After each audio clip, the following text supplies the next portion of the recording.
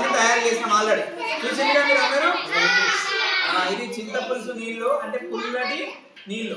తర్వాత ఇట్లా మనకి కనబడుతున్నాయి కదా చింతపండు అంటే మొత్తం అదే. తర్వాత ఇప్పుడు బెల్లము చక్కెర ఈ రెండు తీపి ఆనందానికి గుర్తు. ఇది దేనికి గుర్తు? ఆనందానికి గుర్తు. తీపి అంటే బెల్లము చక్కెర రెండు కలిపి.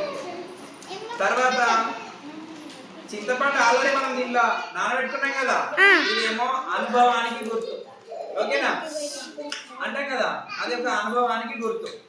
తర్వాత చేదు వేప పువ్వు ఎట్లుంటుంది? చేదు ఉంటుంది కదా, ఇదేమో మన జీవితంలో వచ్చే కష్టాలకి గుర్తు. ఏది గుర్తుది? జీవితంలో వచ్చే కష్టాలకి గుర్తు.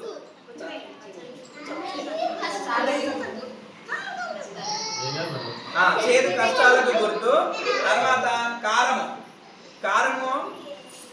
కారం ఉత్సాహానికి గుర్తు. ఎక్కువ కారం తింటే అంతమంది ఉరుకుతాం కదరా అట్లా, కాబట్టి కారము ఉత్సాహానికి గుర్తు.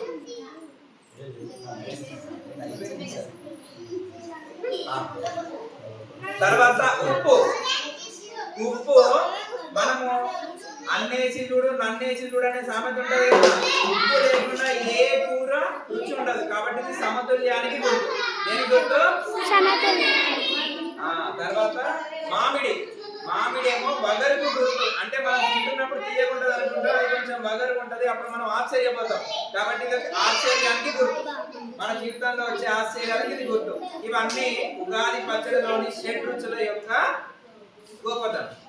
ఇంతటితో ఉగాది పచ్చడి తయారీ అయిపోయింది. ఇక